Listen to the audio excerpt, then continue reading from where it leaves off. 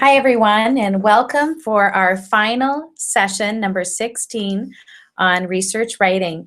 We are in the home stretch here as we are in the final month of the school year, and just want to say in advance and thank you for sticking with us as we have went through all of these Owocki writing sessions throughout the school year. I'm going to turn things over to Becky, and she's going to walk us through part one of 2 parts of research writing.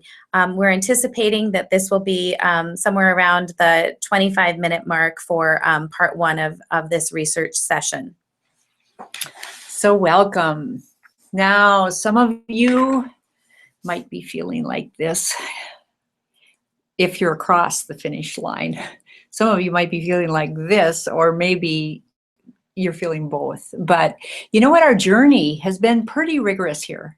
How to define in our Common Core writing standards increased proficiency. What does it look like? Increased complexity and increased independence for our students. We are going to put her together today. You can see that the top blocks are all the bottom of the ladder. They're the structures that we write with: narrative, explanatory, and argument. And lastly, in May here, we're going to the top of the ladder, and it's all about research. So the bottom of the ladder, the top of the ladder, and then every section has the middle of the ladder, which is the how, the craft of coherent writing. Writer's Workshop, number 5, and then the use of technology, and bringing it on home with standard number 10, writing routinely. So we couldn't have a session without the ladder, right? Now, you guys, I know you can draw the ladder yourself. It's the primary weight bearers are Writer's Workshop, the writing process, and volume writing, standards 5 and 10. After that, it's about structure on the bottom, it's about craft in the middle, and it's about, now at the top, using multiple sources and being able to integrate them to answer a question. What's exciting about this ladder, when I read the standards, standard 5 and number 10, we have done that this year. When I'm in schools and when I talk to teachers, it is evident to me that teachers have prioritized writing this year. Kids are writing routinely, and you are making it intentional to talk about the writing process. So while this slide is kind of funny to see again and again and again, I feel like we as a district are now on board with truly believing this and implementing writing routinely in our district. And knowing why we're doing what we're doing. Absolutely. So you remember little Susie Q, she's been with us the whole time, and she started out the years just feeling so confident that she could teach about silkworms, and that's the bottom of the ladder. She used informational writing to teach what she knew. As those silkworms grow on you, and they really do on the first graders, she thought they were great pets, and so she's still on the bottom of the ladder, but now she could write about why she thinks that would be a good pet. So opinion writing. Today, she says, I can learn more about silkworms, and that's research. She's ready for research. There's 2 primary goals with research. Students will build knowledge about a topic, or continue to build knowledge about a topic, and they'll learn the process of conducting and reporting research. So today, we're going to finish the last standards on conducting research, gathering and synthesis, drawing evidence, and lastly, writing routinely.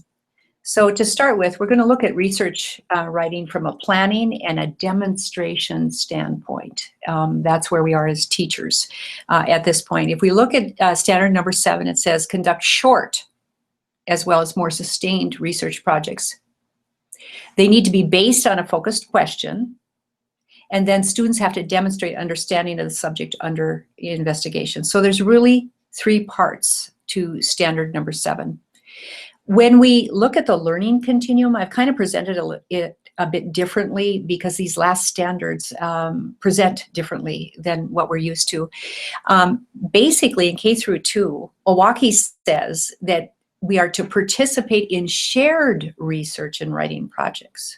So that means in kindergarten, it specifically says that they're going to explore a number of books by favorite author and express opinions about them. So their research question might be, what is your favorite book by Kevin Hankes, or whatever author you choose. In first grade, they're going to be looking at how-to books on a given topic. Okay, so that would be on the same topic, okay? And then students are going to be able to write a sequence of instructions. And then lastly, in third grade, read a number of books on a topic and produce a report, okay? And science is a good spin-off. Now, when we shift, though, to 3 through 5, it's not a shared experience anymore. They really are conducting short research projects, okay? And in third grade, it would be just taking one source and building your knowledge about that topic. In fourth grade, they're building knowledge through investigation of different aspects of a topic. So maybe you've picked some polar animal to research, and that's the generic topic that everybody is researching. But one group might be just looking at the predator and prey issue with that. Another one might be looking at habitat. Another group might be looking at adaptations. So they take one topic and they break it and share it by looking at different aspects of the topic. Finally, in grade 5, you're using several sources.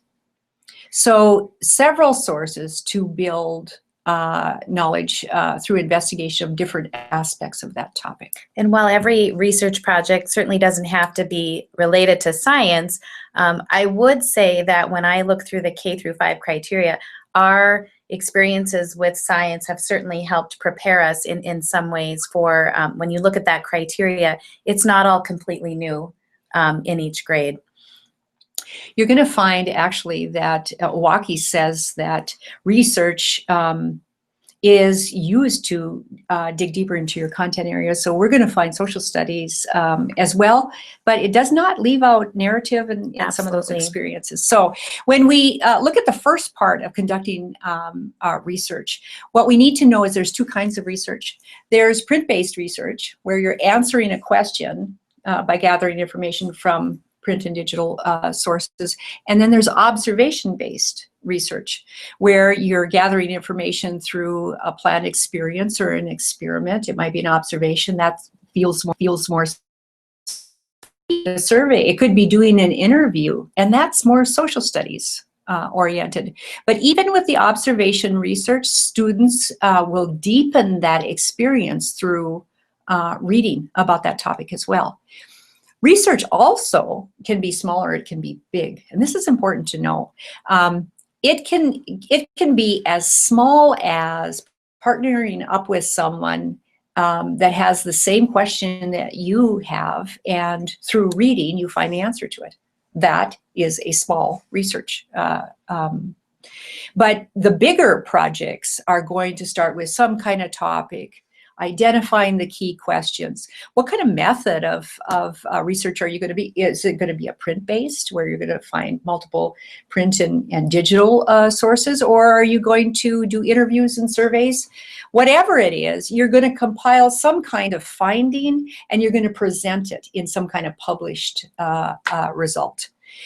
So those are the big research projects. Now, Owocki on 167 tells us that it's important to make a plan for research in your grade level and in your school, K-5.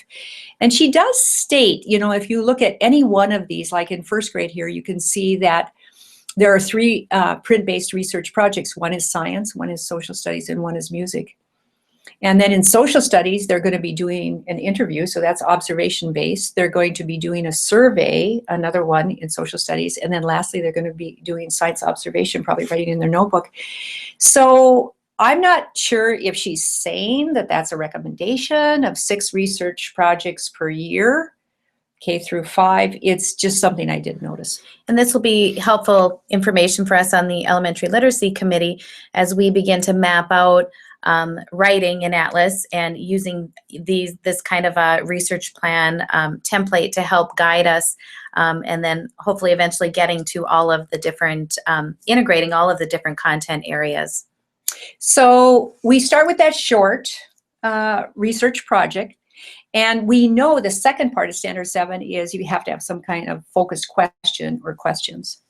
And that question is a very important part, because it's what you're searching for, either through your print based research or your observation based research.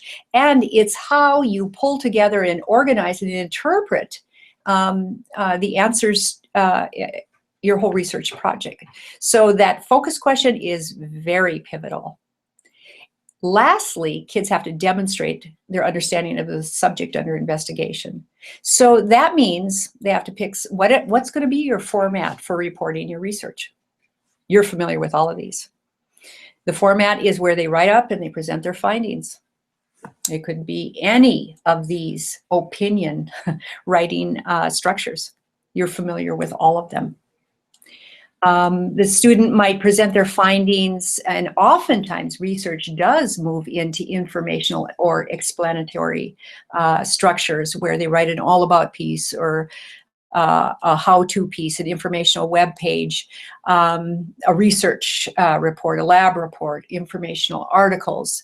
All of those end in presenting informational or their findings in the informational text type. And I think these slides are an important reminder of how integrated all of what we have learned this year really is. Well, we've learned it in isolation, learning just about informational text or just about research.